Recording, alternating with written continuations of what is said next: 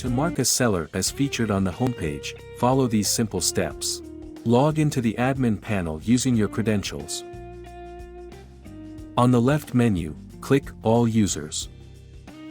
Search for the seller you want to feature on the homepage. Once you find the seller, click the Action button next to their profile.